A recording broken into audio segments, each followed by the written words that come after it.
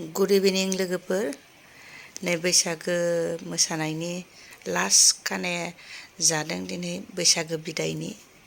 दा बैसागो बिदाय माने बेयाव ज' ओंखारलायनानै बैसागोआव एसे रंजानायनि मागिलायनाय दंमोन बेखौनो ज' बैसागो बिदायाव जालायबाय दा बयबो दंफैयो नालाय एसे बोसोर गोदाननि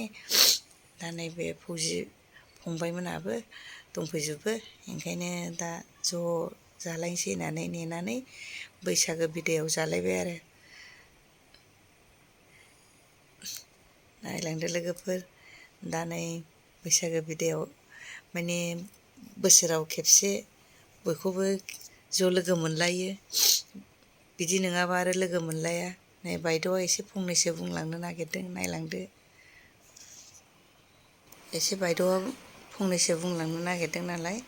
माने जानायनि सोमोन्दै एसे रायफोदलायनो नागिरदों एसे बायद'नि बुंनायखौबो खोनासंलांदो बैसागो बिदायनि नामै एसे फंनैसो बुंनो नागिरदों बायद'आ आङो आफा इसोरखौ धन्यबाद होबाय मानोना बिनि अननायावसो जों थांनानै दं नालाय बिसोर जोंखौ दैदेनदों आरो दिनै बेयाव ज' आरो नै दा बोसोराबो बोसोर गोदान रंजानाय बाजानायनि लाबाय थानांगौ जोङो रंजादों बाजादों बोसोराव खेबसेल'सो जों बारे बारे खालामबायबो थाया ओंखायनो ज' जोंनि वार्ड नाम्बार 2आ ज' लोगो नांनानै जोङो गावखौ माने रावजोंबो नागारलायाजासे अनलायनानै बोथिसे राजहुवा जोङो जानो थाखाय मा होनो बेखौहाय दिन्थिनानै होमबाबो नै आंसो सिगां जिरायनो मोनग्रोबाय बिनि थाखाय बिनानाव मावग्राफोरखौ गासैखौबो आङो धन्यबाद होबाय आरो जों जेन दिनैल' नङा बेबायदिनो जुगे जुगे बैसागो बोथोराव बेबायदिनो बोथिसे जालायलायनाय बेफोरखौ जोङो मानिलायनानै मोनजालांनाय बायदि जों बयबो आफा इसोरनि अननायाव दिनैनि दिनाव जेरैजोंबो मोजाङै दङ इसोरनि अननायाव जों प्रत्येक बोसोरावनो बेबायदिनो गाहाम देहाजों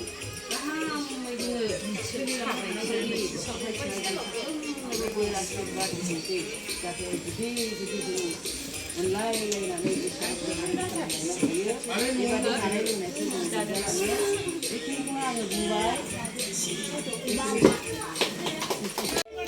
जोबनायाव एसे रंजाबाय गिदिरनि आशीर्बाद लाबाय उन्दैखौ अननाय होबाय